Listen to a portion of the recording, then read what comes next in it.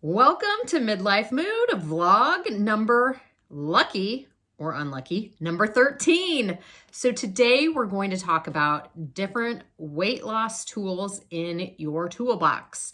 So by now, hopefully you know, in order to lose fat, you need to be in a calorie deficit. Now, how you get there, there's various ways. Today, we're going to talk about 4 specific ways to do that. So there's not one specific way that's going to work for every single person. That's why I call them different tools in your toolbox, because you have to pick the tool that is going to work for you. So today, we're going to cover 4 of those. The first one is intermittent fasting. So there's so much detail I could go into on this one. So I'm actually going to save that for next week's blog to go into all the detail. But for today's purposes, just keep it high level. What is intermittent fasting? It basically means you have an eating window and a non-eating window. Now, what type or how long that eating window is, there's a bunch of different ways. The most common is what's called the 16-8. So that's where the individual is going to fast. So fasting means no eating, no drinking anything with calories for 16 hours. And then the 8 hours will be your eating window. That's where you're going to eat. Some people might just eat 2 meals. Some people might eat 3. It depends on what you do during that 8 hours. But typically, if you reduce your eating window to 8 hours, you're going to be eating fewer calories, which puts you in a calorie deficit, which will make you lose weight. So that is tool number 1. Like I said, way more detail on that coming next week. Tool number 2 is going to be calorie cycling.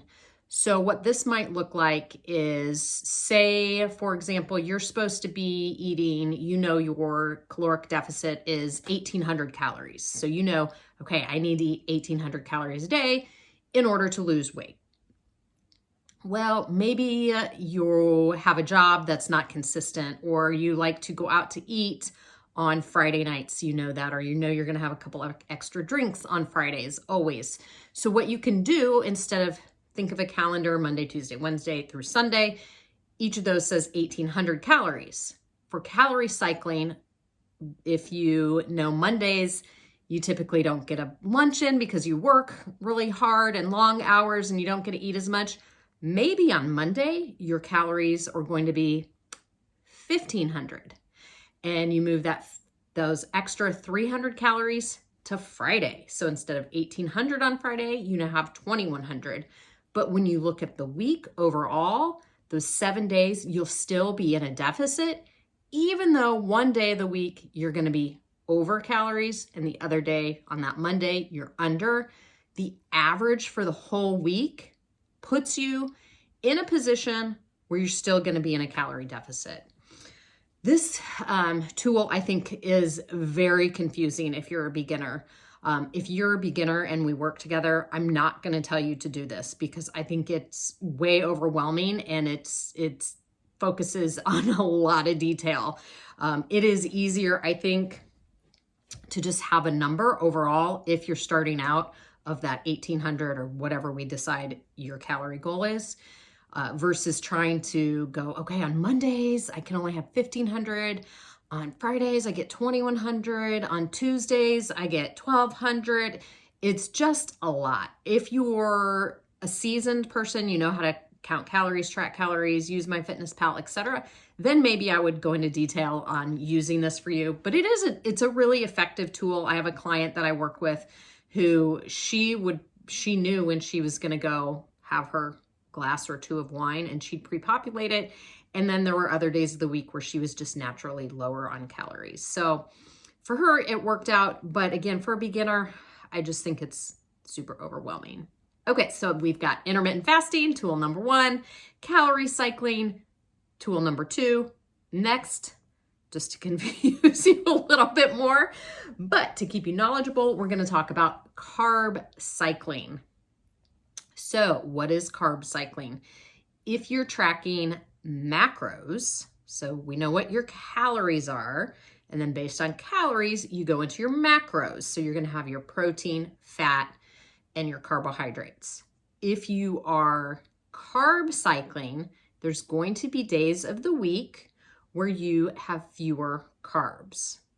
So what does that mean?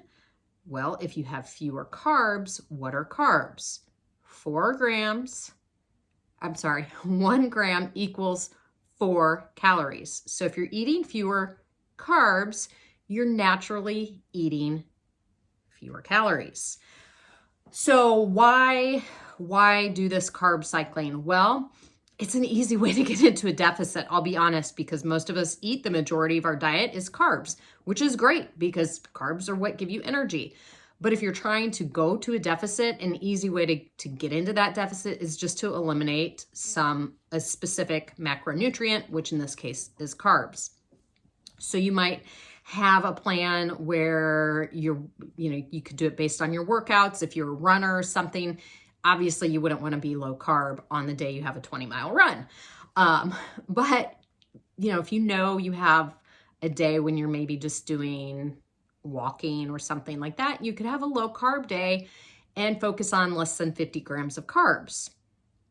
That naturally, most women I work with are probably close to 200 grams of carbs per day. It depends, obviously, on your specific goals, but I just want to give that as an example so that's a significant decrease in carbs if you're carb cycling to get your calories down.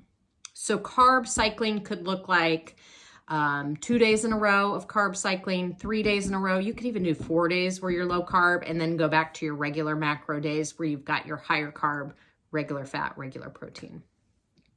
So again, for a beginner, I think that's a lot. It's really confusing, especially if you're new to counting macros, trying to figure out like, oh my gosh, I don't want to go over my carbs and da, da, da. If you're new, let's just focus on calories. Calories, calories, calories, protein as well, calories, calories, calories.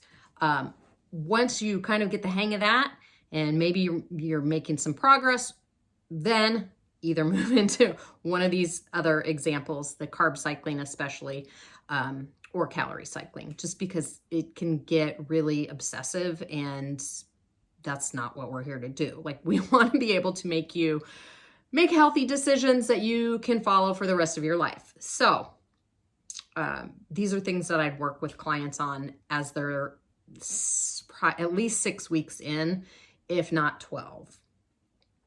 The last thing, and this kind of goes with the other one, but we'll just put it in together because I feel like this is a topic probably everybody I've worked with. I think everybody I've worked with has done this one.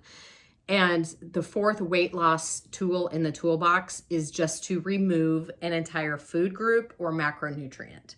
So these examples of this would be the keto diet, the Atkins diet, paleo diet. You've got diets that don't allow you to eat fruit or diets that don't allow you to eat sugar, things like this. You can do it. Absolutely. What is it going to do though? Look at the big picture. There's nothing inherently wrong with carbohydrates, but when you remove it, like you do in Atkins, paleo, etc., you're removing all those calories. That's why people are losing weight. It's not magic. It's just getting rid of it, getting in a deficit. And it's a tool.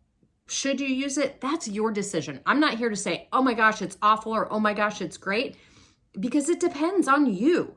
Each of these, every single thing here might work for you. It might not. There's only one way to try, and that's just to do it and figure it out.